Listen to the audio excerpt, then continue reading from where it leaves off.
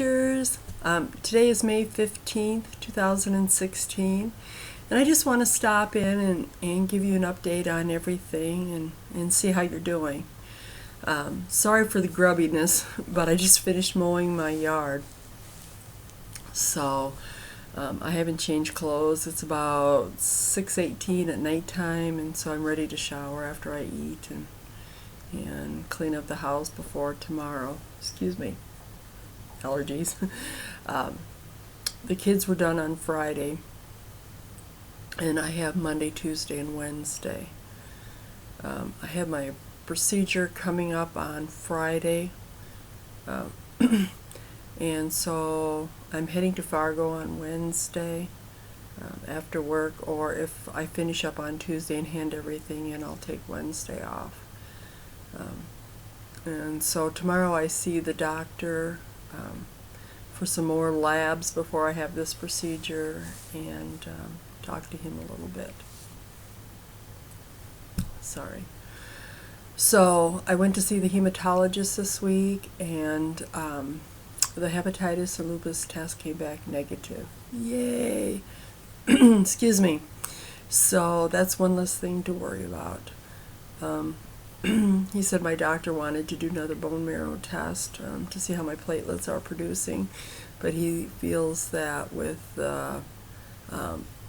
endoscopy and colonoscopy that they'll be able to tell more.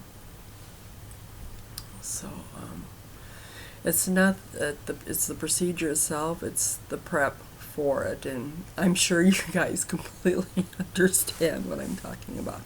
Drinking the elixir. So after I hand my laptop in probably Tuesday, until I get something figured out, I probably won't make videos at least for a couple of weeks. I'm trying to figure out my phone and how to use that, and I downloaded this program. I can't even remember what it was called, and I tried to get iMovie for my phone, but I have an Android and I couldn't figure it out. So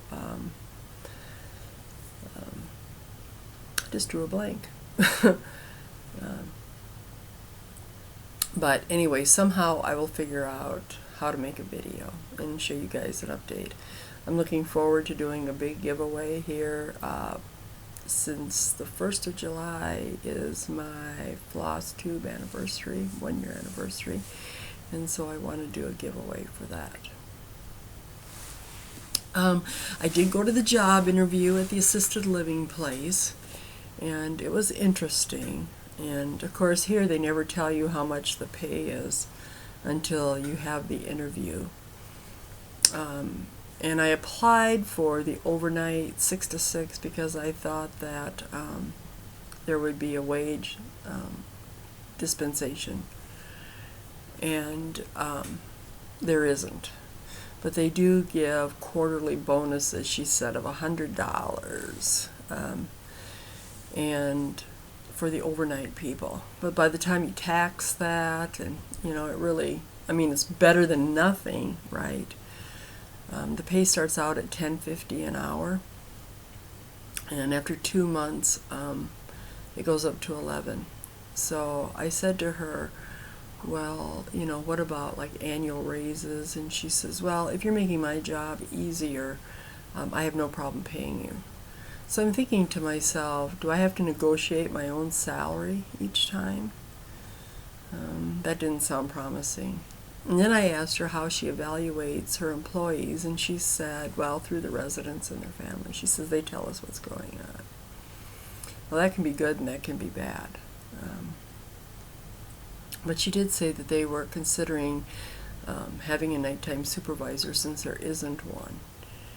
But I figure since if I'm new, that probably wouldn't be an option for a while. She said there are people that want to work their 40 hours, and that's it. So what I'm thinking is I could get paid more at another job, but it would be 40 hours, but I'm hoping I'll get additional overtime at this current job. So I would do 3 days of 12 and then a short shift. So, and then you work every other weekend, which I don't like because I still like teaching Sunday school, and every other holiday, which I guess, teaching, we are so blessed that way, how we get Christmas breaks and everything like that, and summers off, and I still could have that if I moved, but I chose to stay here. But anyway, and then too, she said you can wear scrub pants because of the keys that you have and the phone. You cannot wear scrub tops, and because they don't want it to look like a nursing home. So you have to wear solid tops. And they have about 60 residents, and they're all pretty self-sufficient. Some drive, and so, I mean, I could go to the nursing home and get paid $2-3 more an hour, but then it would be, how do I want to say this? There would be more to do with the patients as far as those are incapable of caring for themselves. And not that that isn't a blessing to do that for someone, because I hope that someday in my old age that somebody would do that for me.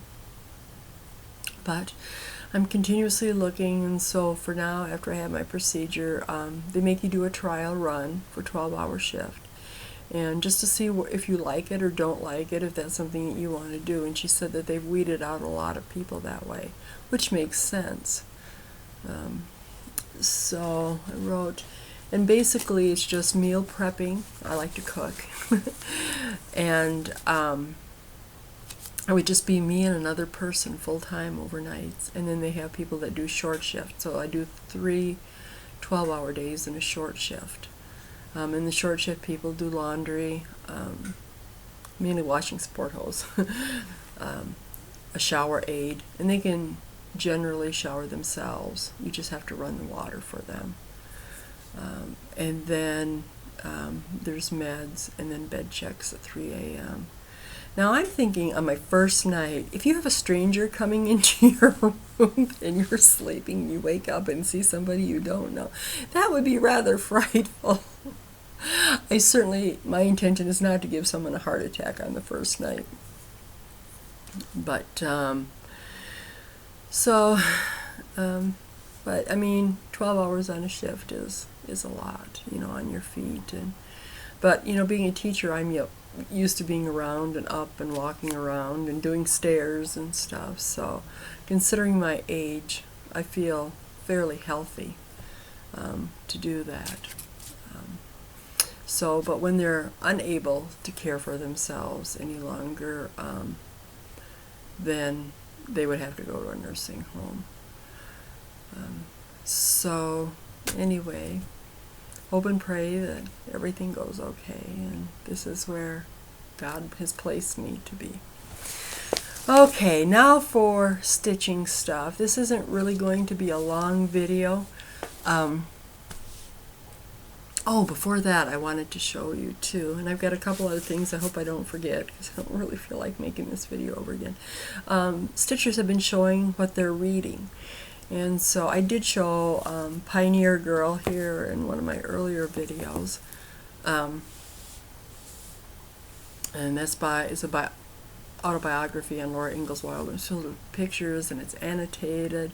It's really a wonderful book if you ever want to read about Laura Ingalls Wilder. And if you come here, we can go to DeSmet, to the Laura Ingalls Wilder place, if you read those books as a child. And then Mankato is in southern Minnesota. I did happen to go there. It's quite a ways away, though. But they put on a wonderful play. But DeSmet does a play every year, too, on Laura Ingalls Wilder. And believe it or not, for the years I've lived in South Dakota, I've never been there. I was going to go this summer, and it just worked out. All my friends were busy or traveling or, those kinds of things. Yes, I'm still growing my hair out. It's driving me crazy. See? My girlfriend thinks that I look good growing my hair out this way. No. I'm of the short-haired clan. But I picked up this book. It's called, and I always say I read what nobody else wants to read. And since I taught high school English for 16 years, I love the Tudor era, the Victorian era, all those old classics. But this book by Sally Christie is called The Sisters of Versailles, and it's about Louis XV. But it's a series of 3 books, and I believe the second one is out. I think it's Rivals of Versailles, and I think the last one is Mistresses of Versailles. But I just started a couple pages, and so far it's really good. There's another book that's been out. I think they recopied it. Please do not please do not remove. And I had to get an interlibrary loan because this library here doesn't really have a whole lot of books. But it's called In the Footsteps of Anne Boleyn, and they trace where she went. And it really looks like a good book. I've got 2 weeks to read it though, and I've got all these other books. And there's just a brand new one that's just coming out here shortly. It's called The Six Wives of Henry VIII. And I want to get that one. I might even buy this one too if it's... Because sometimes, not always, not very often do I reread books. But, if they're really good, I will. Especially if they're nonfiction type. So that's what's been on my reading table. So now for my stitching. I decided just to work on one project this week. I'm going to, when I come back next week, I need to order some fabric for my sheet virtues and get a couple more virtues. I see people have been doing it on 40 count, and I thought about 36 with no buttons, but I'm thinking really the buttons are cute. So to do but that big piece on 28 count will probably be huge. And then, oh yeah, KowgirlKate. If you haven't seen it, she's stitching Cinderella on black fabric. It's gorgeous. Oh my gosh. I'm thinking I have to do that. But I was looking for black opalescent 28 count linen, and I haven't seen any. So if you know, and I'm wondering if like black and opalescent would be a double whammy. Just sometimes opalescent is a little bit harder to stitch with, I think, than regular. Or, but I was thinking, you know, would it look like the night sky if I did it in opalescent, or would it just look like black with opal strands through it? I don't know. But I was going to restitch it on this lavender here, and I think I'm going to do this as a giveaway, the Cinderella. With that and the fabric and what I've stitched in the pattern.